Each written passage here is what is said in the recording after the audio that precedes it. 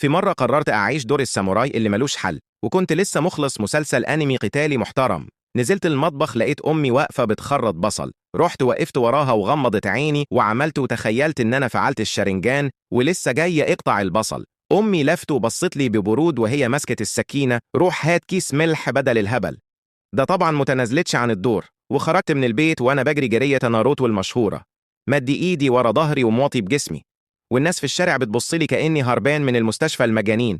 وصلت السوبر ماركت، وقفت قدام الكاشير وبصيت له بنظرة حادة وقلت له بصوت واطي ودرامي: أعطيني كيس ملح يا هذا، وإلا سأضطر لاستخدام طاقتي الكامنة.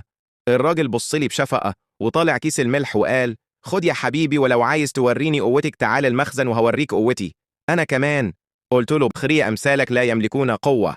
ورجعت البيت وأنا بحاول أعمل انتقال الآني، بس خبطت في باب الشقة وكيس الملح اتقطع واغرق السلم. وأمي استقبلتني بشبشب تنسي، خلتني أنسى الياباني وأرجع لأصولي المصرية الأصيلة. تفتكروا ممكن ينفع بطل أنمي ولا لأ؟